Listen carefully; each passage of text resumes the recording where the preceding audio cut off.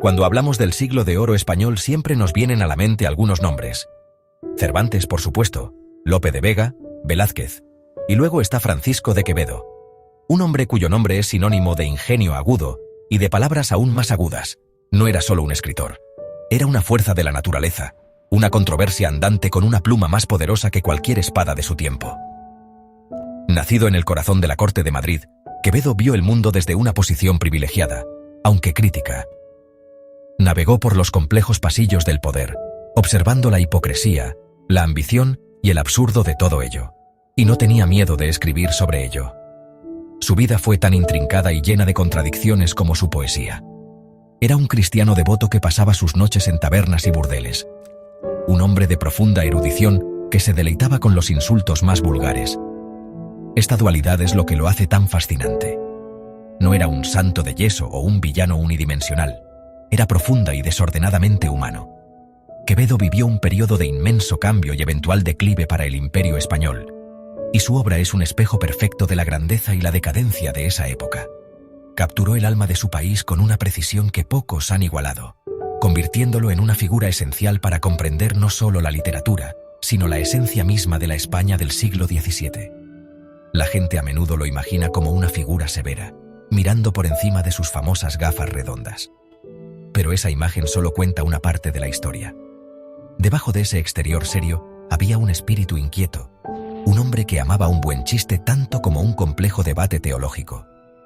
Fue un maestro del estilo conceptista, un movimiento literario que valoraba el lenguaje denso, ingenioso e intelectualmente estimulante. Cada línea que escribió estaba llena de significado, dobles sentidos y juegos de palabras ingeniosos.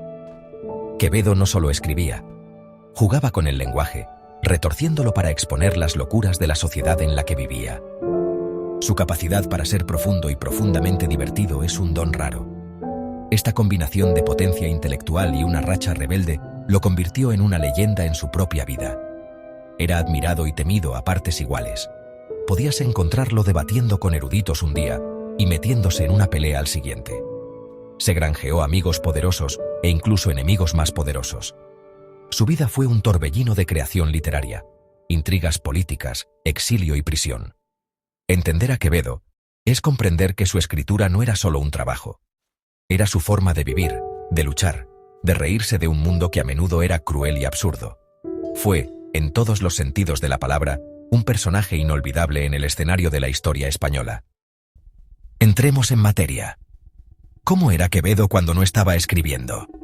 Bueno, su vida personal era, por decirlo suavemente, complicada. Su relación con las mujeres era, famosamente, conflictiva.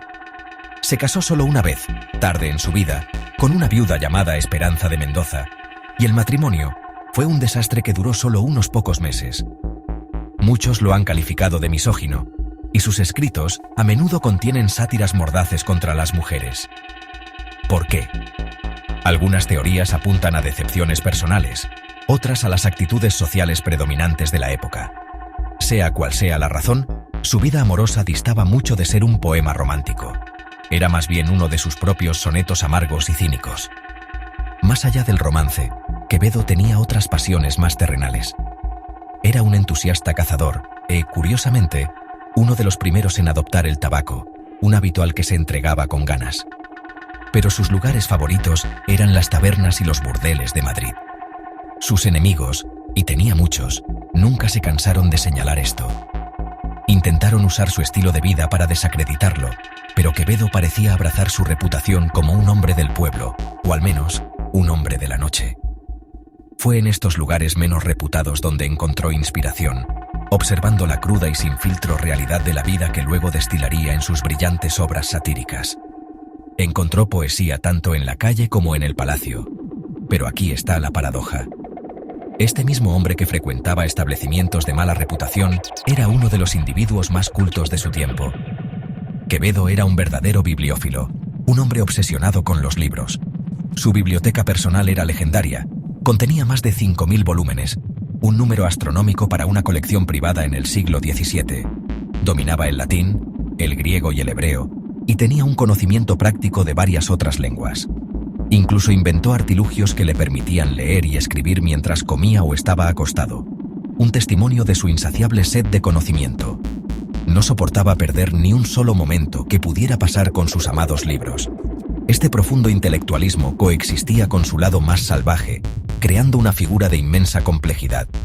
Imaginen esto: un hombre que podía traducir los clásicos de sus idiomas originales, luego salir de juerga por la noche y rematarlo componiendo un poema que sería estudiado durante siglos. Incluso tenía una peculiar costumbre de orinar en el mismo lugar de la calle del Codo después de sus salidas nocturnas. Un pequeño acto de desafío que se convirtió en parte de su leyenda local. Este era Quevedo, un erudito, un pecador, un poeta y un provocador, todo en un paquete brillante e impredecible. Su vida era un testimonio de la idea de que el genio rara vez es pulcro y ordenado. El ingenio de Quevedo era su arma más poderosa, y nunca tuvo miedo de usarla, incluso ante la realeza. Una de las anécdotas más famosas sobre él implica un desafío que le pudo haber costado la cabeza. La reina, Isabel de Borbón, esposa de Felipe IV, tenía una cojera, un hecho que nadie se atrevía a mencionar en su presencia. Era un tema tabú en la corte.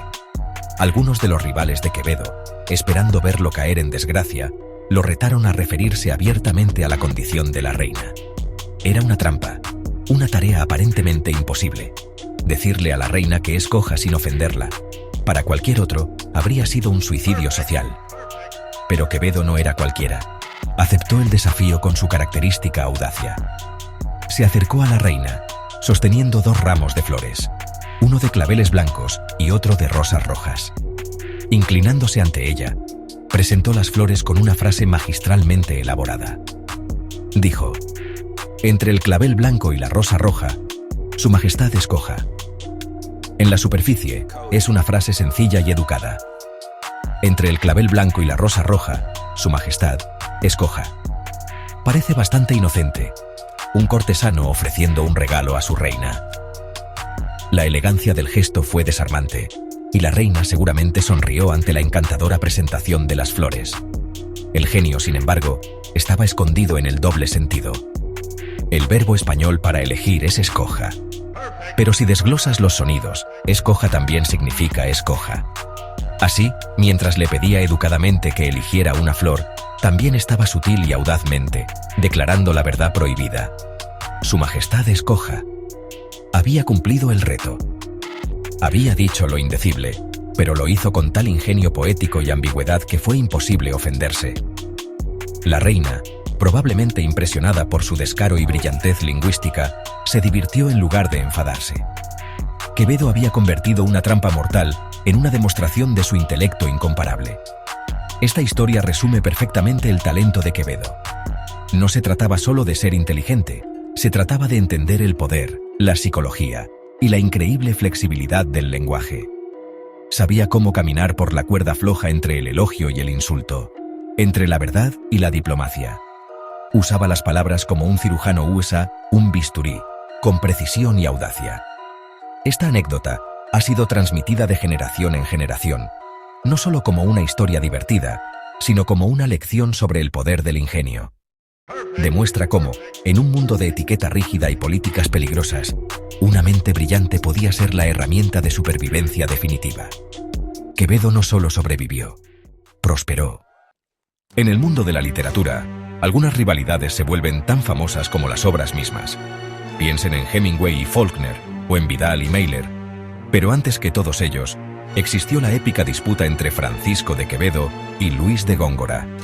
Esto no fue solo un desacuerdo profesional, fue una guerra de palabras profundamente personal, amarga e hilarante, que definió el panorama literario del siglo de oro español.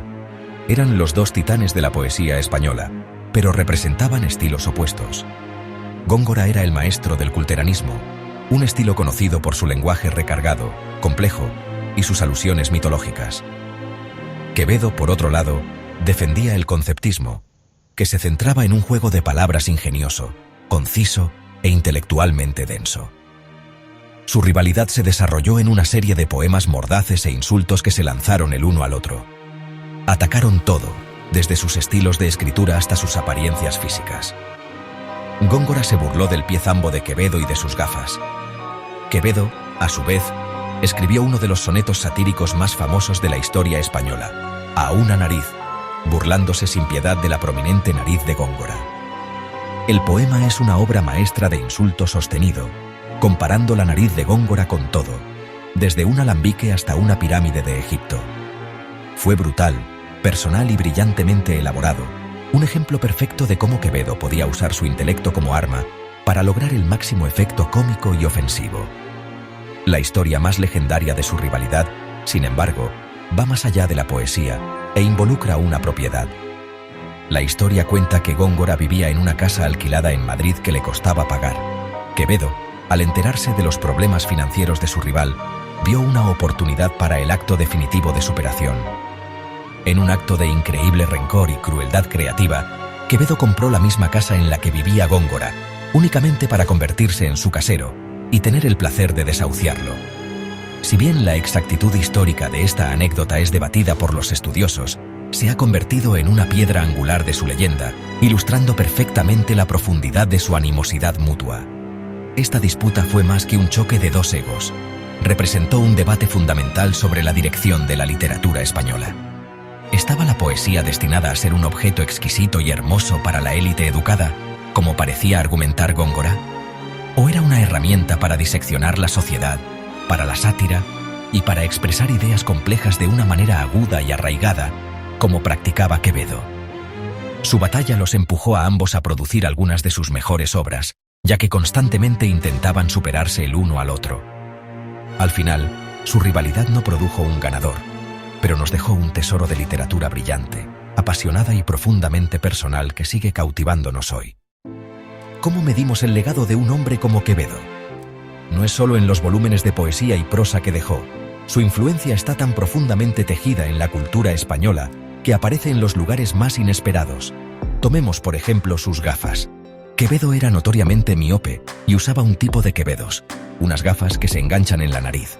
Estas gafas se vincularon tan intrínsecamente a su imagen que la palabra para ellas en español es, hasta el día de hoy, quevedos. La Real Academia Española reconoce oficialmente el término.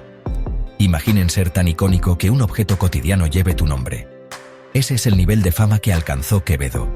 Su personalidad, polémica, mordaz y ferozmente inteligente, lo ha convertido en una figura perdurable. Era un hombre que parecía buscar la controversia a cada paso, que fue exiliado varias veces por sus escritos políticos y sus agudas críticas a los poderosos. Pasó sus últimos años en prisión, un hombre destrozado pagando el precio de una vida diciendo la verdad al poder. Sin embargo, incluso en su sufrimiento, su leyenda creció. Se convirtió en un símbolo de resistencia intelectual, un mártir por la libre expresión en una era de conformidad. Su historia de vida es una narrativa dramática de genio chocando con la autoridad, un cuento que resuena tan fuertemente hoy como lo hizo hace 400 años. Las anécdotas de su vida son más que simples historias divertidas, son parábolas sobre el ingenio, el coraje y el poder del lenguaje. El cuento de la reina y las rosas, la broma en el balcón donde superó al sereno con una ingeniosa respuesta, su interminable disputa con Góngora. Todas estas historias pintan un cuadro de un hombre que vivió tan intensamente como escribió. Han mantenido viva su memoria no solo en círculos académicos, sino en la imaginación popular. No es una figura empolvada de un libro de texto, es un personaje vivo, que respira, un pícaro y un erudito cuyas aventuras aún contamos con una sonrisa. En última instancia, el mayor legado de Quevedo es su voz inolvidable. Dio voz al desencanto de un imperio en decadencia, al humor encontrado en lugares oscuros y a las eternas locuras humanas que observó con tan aguda mirada. Demostró que la literatura podía ser tanto un arte elevado como una pelea callejera. Su mezcla de pensamiento profundo y sátira mordaz creó un estilo que era únicamente suyo, influyendo en innumerables escritores que vinieron después de él. Francisco de Quevedo fue más que un gran escritor del siglo de oro. Fue un fenómeno, una personalidad tan grande y tan brillante, que su sombra todavía se cierne sobre la literatura y la cultura españolas.